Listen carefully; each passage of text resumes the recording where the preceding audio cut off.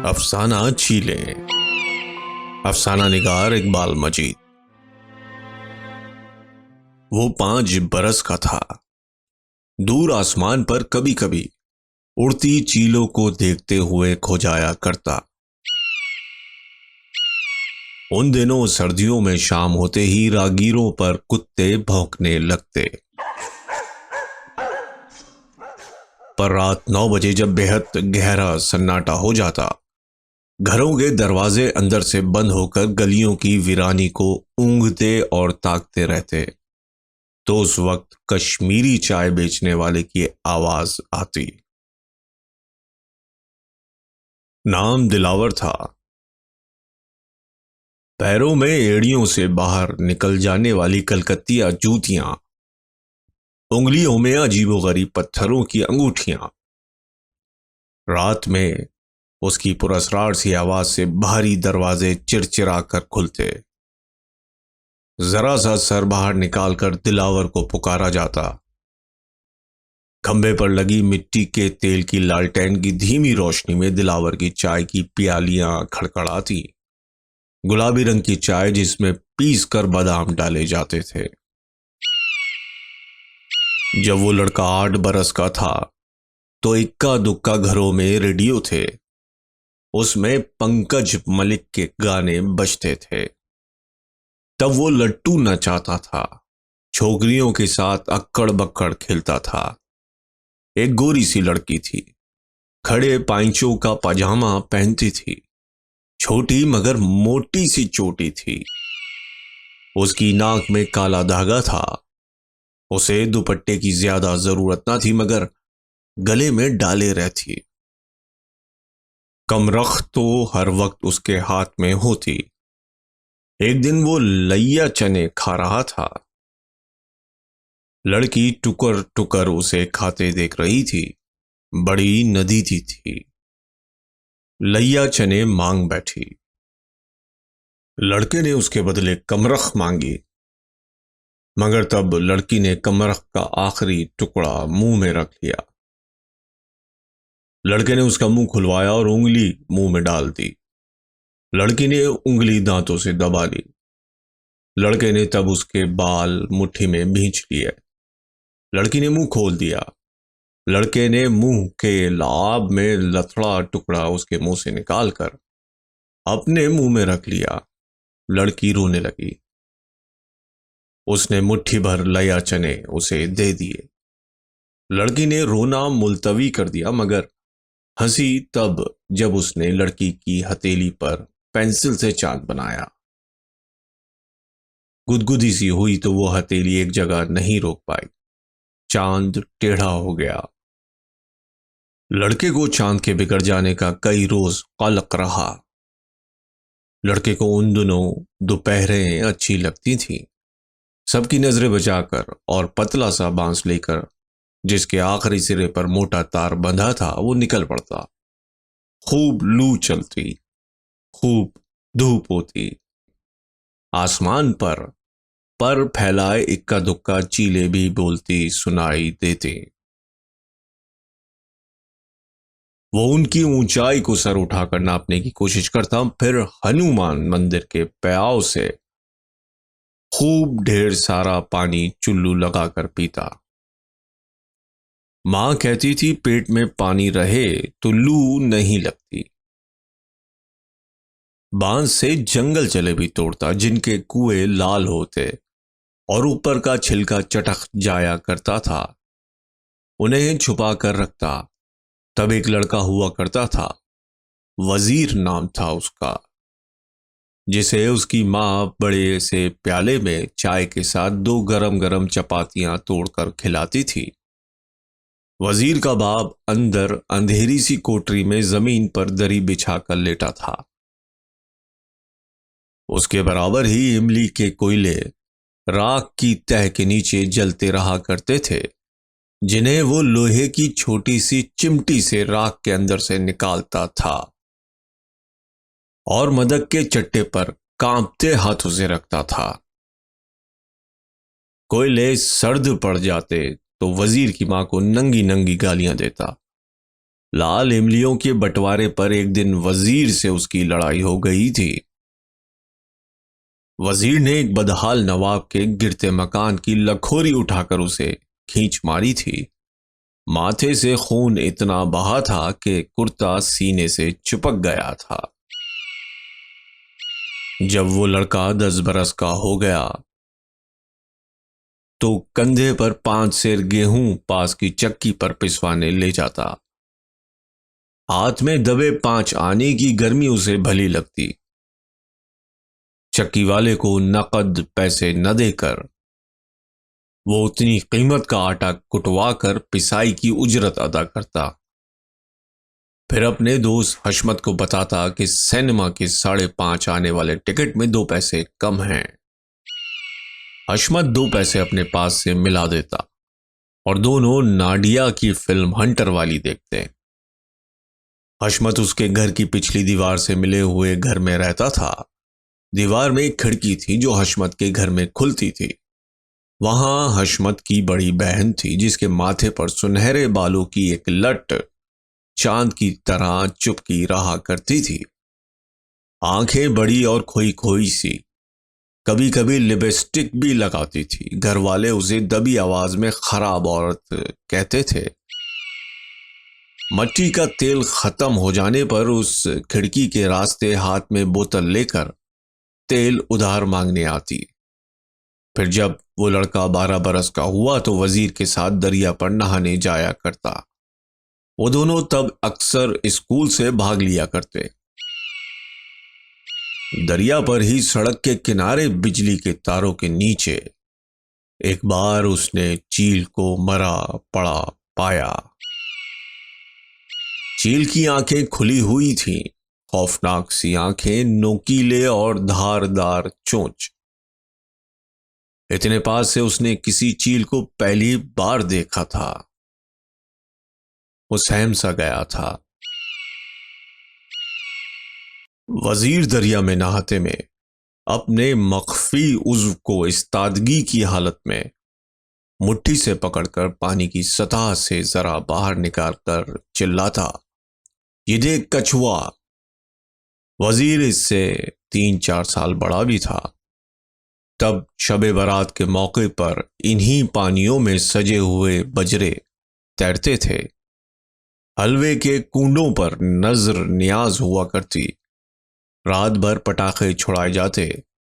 उसी दरिया से एक दिन माथे पर चांद वाली हशमत की जवान बहन की लाश मिली थी। घर में होने वाली बातों की भनक उस लड़के को भी मिल गई थी। तब उसको पता चला कि लड़की के किसी यार ने रकाबत की आग में जलकर उस चांद वाली पेशानी को पुल से धक्का देकर दरिया में फेंक दिया था। वो लड़का जब 18 बरस का हुआ तो बर्तानिया के चर्चिल को हिटलर पर फतह पाकर बस्तियों की दीवारों पर वी का निशान बनाए हुए 4 साल गुजर चुके थे। गर्मी की आग उगलती घड़ियों में सुबह ही चीलें खुले आसमान पर उड़ने लगती थीं। उन्हीं दिनों किसी गली कूचे में अगर मजदूर बोझ से लदे ठेले के पहिए को गड्ढे से बाहर निकालने के लिए भी जोर लगाकर शोर मचाते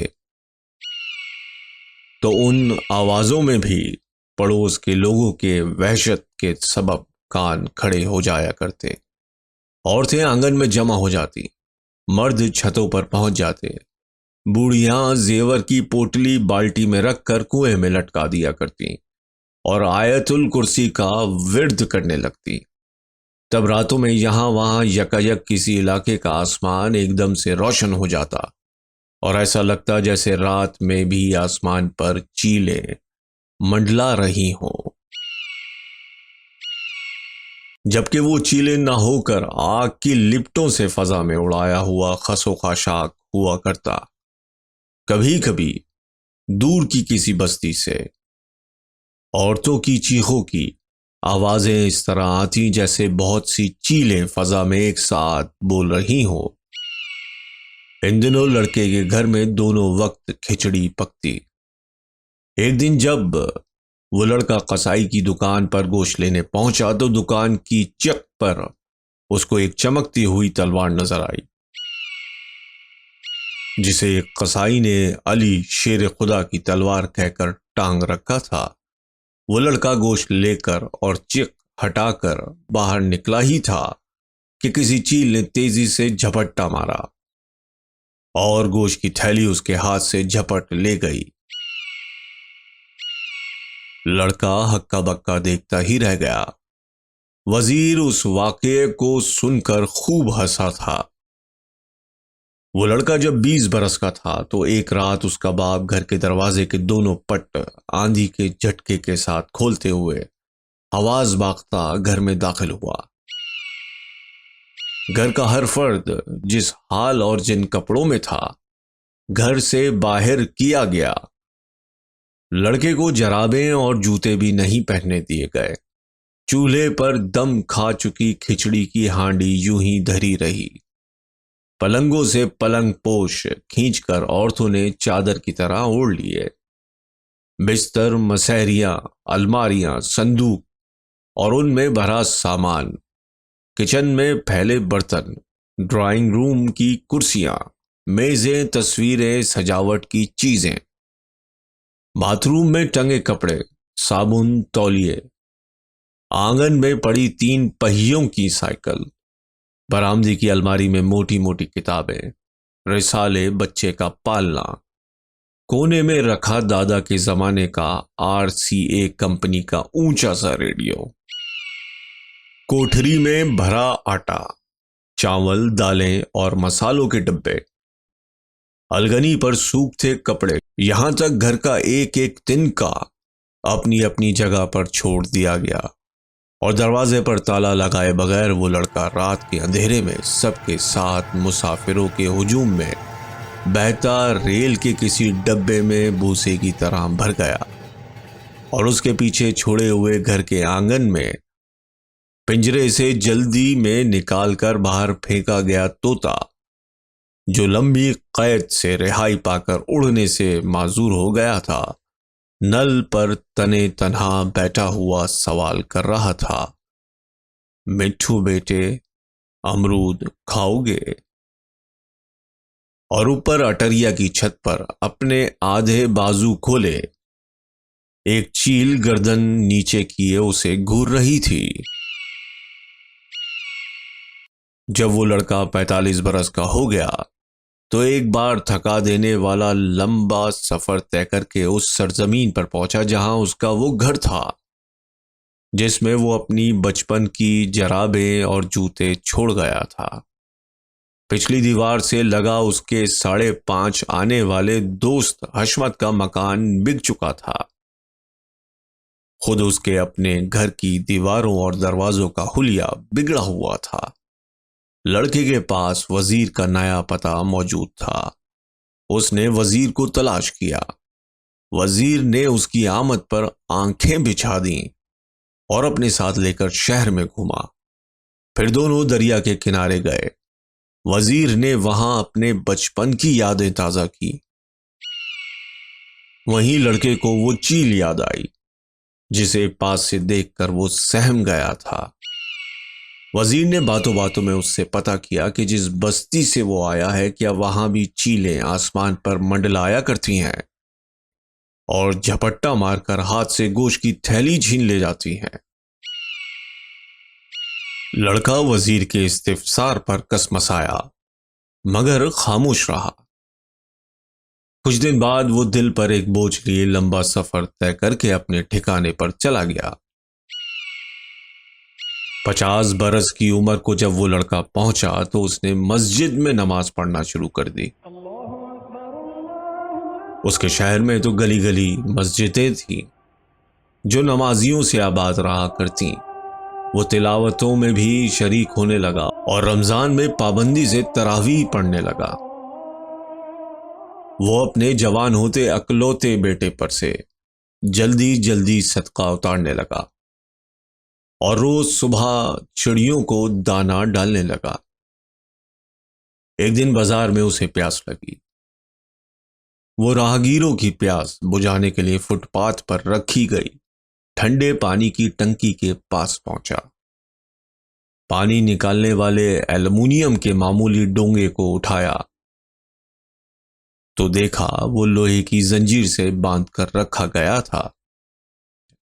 अगरचे जंजीर लंबी थी, मगर उसे रोजे और नमाजों के इस शहर में मामूली डोंगे को जंजीर किए जाने पर बड़ी हैरत हुई। उसने बेचैन होकर किसी रागीर से एल्युमिनियम के डोंगे को पाबा जंजीर किए जाने का सबब दरियाफ्त किया तो उसे पता चला कि सलासिल से आजाद किया गया डोंगा अक्सर चोरी हो जाया करता है। अब उस लड़के पर एक अजीब सी वहशत तारी होने लगी थी। वो रातों को अक्सर उठकर बैठ जाता। अक्सर वो रात में घर लौटने पर दरवाजा उसी आंधी के झटके के साथ खोलता, जैसे एक बार सरासीमगी की हालत में उसके बाप ने खोला था। घर के सारे फर्द उछल पड़ते और हिरासा से उसे देखते। इन्हीं दिनों वो अक्सर बहुत सी चीलों को हमला आवरों की तरह आसमान में इधर उधर झपटते हुए देखता। जब वो लड़का 51 बरस का हुआ तो सड़क पर चलते चलते उसके कदम यकायक तेज हो जाया करते, क्योंकि यहां वहां मुंडेरों पर अक्सर स्याह और भयानक आंखों वाली चीलें उसे बैठी दिखाई देती। मगर जब वो लड़का 55 बरस की उम्र को पहुंचा तो एक दिन पूरा आसमान उसे स्याह चीलों से ढका हुआ नजर आया। उसे इत्तला मिली कि कसाई की दुकान से गोश्त लेकर अब लोग महफूज ना निकल पाते। हाथ से माल एक झपट्टे में निकल जाता है। लड़का फिक्रमंद होकर इस उफ्ताद की मालूमात के लिए जिले के सदर दफ्तर गया तो दफ्तर के नोटिस बोर्ड पर उसको एक मुख्तसर सी इबारत चिपकी हुई मिली। लिखा था, चीलों से खौफजदा ना हो, ये अपने रिस्क के साथ ही दुनिया में उतरती हैं। लड़का 58 बरस का हुआ तो घर से निकलने में उसे वहशत होने लगी। वो मुश्किल से शाम को करीब के महल्ले में अपने किसी हमउम्र दोस्त के घर चला जाता। वहां 2-4 हमजिंसों के साथ बैठकर बगैर शक्कर की फीकी चाय की एक प्याली पीता। सब कुछ देर चीलों की खासियत पर गुफ्तगू करते और अपने अपने घरों को लौट जाते।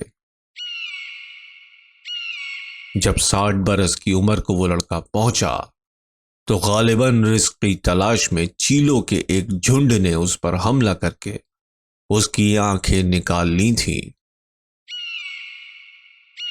और उनकी जगह खून से लिथड़े 2 भयानक घड़े रह गए थे और सदर दफ्तर के नोटिस बोर्ड पर एक पुरस्कार सी इबारत चिस्पा थी,